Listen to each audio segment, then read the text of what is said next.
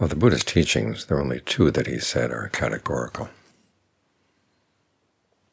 One is that skillful qualities should be developed, unskillful qualities should be abandoned. And the other is the Four Noble Truths, with their duties. Suffering and stress are to be comprehended. Their origination is to be abandoned. Their cessation is to be realized, and the path to their cessation is to be developed. These things are always true, always beneficial, and always should be kept in mind. The question is, when the Buddha talks about right mindfulness, why doesn't he say that? Why does he focus instead on the body in and of itself, feelings, mind states, mental qualities in and of themselves,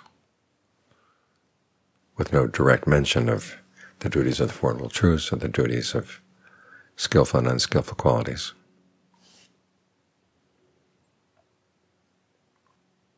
Now, there is indirect mention in that quality of ardency. Ardency is what knows its duties and tries to do them well.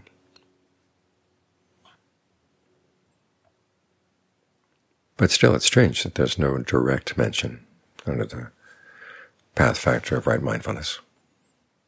Maybe because the duties are already mentioned in terms of right view.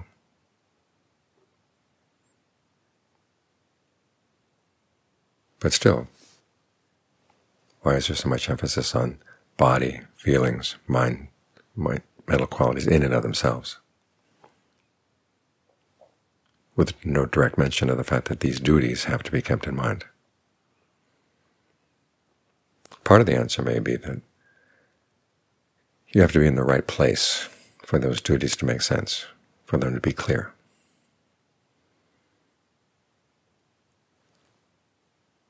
And getting you right at the body in and of itself puts you in the right place.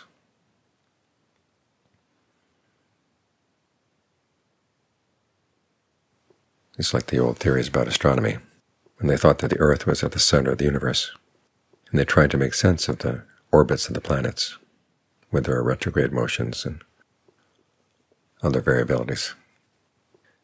Everything just got more and more and more complex.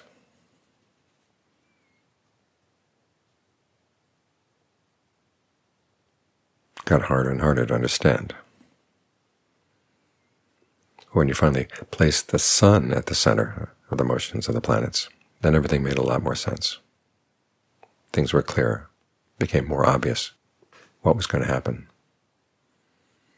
And it's the same here. As we go through life with ourselves and our stories in the center, the duties of the Four Noble Truths, the duties of skillful and unskillful action seem far away. They seem to rub up against what seems to be common sense. But when we can get out of our egocentric point of view, our narrative-centric point of view, and take on a Dhammacentric point of view, and the duties of the Four Noble Truths and the duties of skillful and unskillful action become a lot clearer. Think of the Buddha's first step on getting on the path, when he divided his thoughts into two sorts: motivated by sensuality, ill will, and harmfulness on one side, and renunciation, non-ill will, and harmlessness on the other side. He made the division based on two things: one, where these thoughts came from, and two, where they were going to lead. Looking at them simply as parts of a system of cause and effect. As for his likes and dislikes, he had to put those to the side.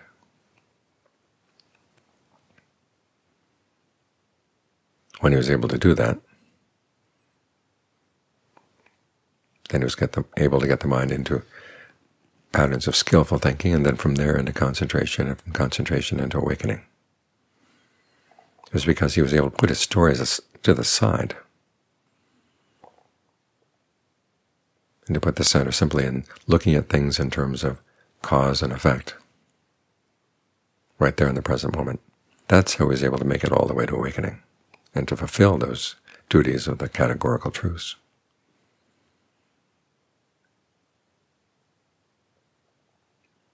And so when he has his focus on the breath in and of itself,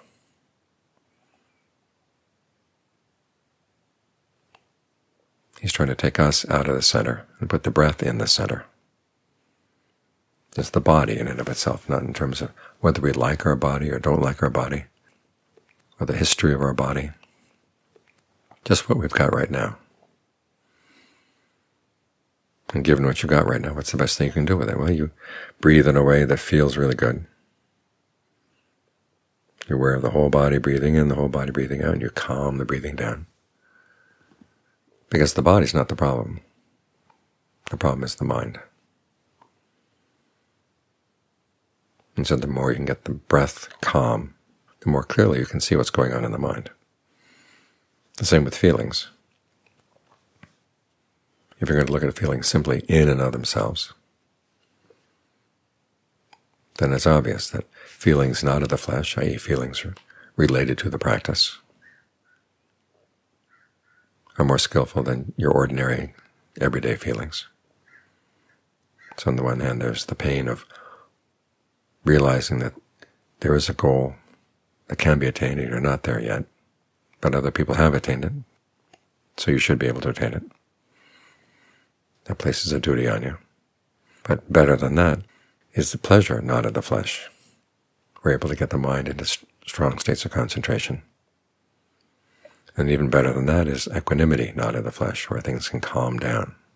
That's the basic pattern of those steps in breath meditation dealing with feelings.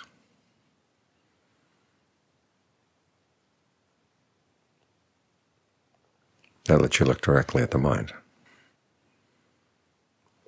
You want to get the mind energized so it feels good inside, it's gladdened inside.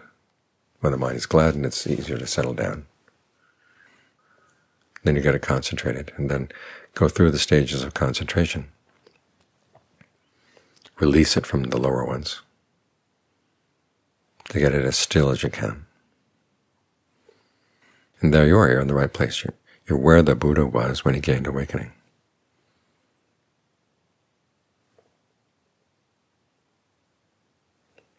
And it's from this point that things begin to make sense. As you look at those duties with regard to the Four Noble Truths, 3 of them have to do with dispassion, comprehending suffering. Comprehension is defined as putting an end to passion, aversion, and delusion. Abandoning the origination of suffering, that requires dispassion for craving. And the cessation of suffering is dispassion itself. So with those first 3, you're aiming at dispassion. You reserve your passion for the path, because you've got to do it well. That's where the ardency comes in.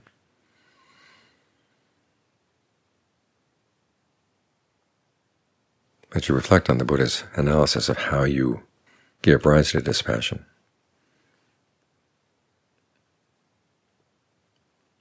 You see the things that are worthy of dispassion, or you feel that, the Buddha said should become objects of dispassion. And you look for how they are originated, how they pass away. In other words, you see their inconstancy. You look for the allure. Why do you go for them when they're inconstant? And when the mind is settled like this, and there's a sense of well-being inside, it's a lot easier to admit to yourself some of the unskillful ways in which you've been going for certain patterns of thought. It's a lot easier to see that they're not really worth it. You've got something better.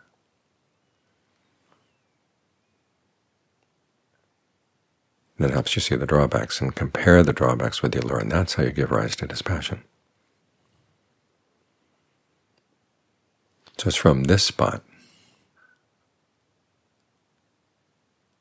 that the duties with regard to the Four Noble Truths begin to make a lot more sense. They're a lot clearer. They don't seem to have a lot of epicycles and other weird machinations that seem to be obscure and abstract. They make a lot of sense Because when the mind is settled, it can look at itself a lot more clearly. When it's centered,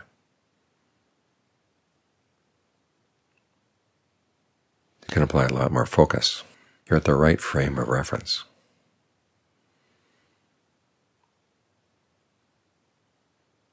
You're not centered in yourself and your stories. You've moved the center over to simply the present moment in and of itself, mind states in the present moment in and of themselves. And when you deal with them on those terms, then treating them in terms of the duties that the Buddha laid down for the Four Noble Truths is a lot easier, makes a lot more sense. So as you're practicing right mindfulness, learning how to shift your center of gravity, shift your focus, shift your center to the body in and of itself, you're putting yourself in the right spot, the spot where the Buddha was, the spot where the duties of the Four Noble Truths seem a lot more intuitive, and they're a lot easier to carry out.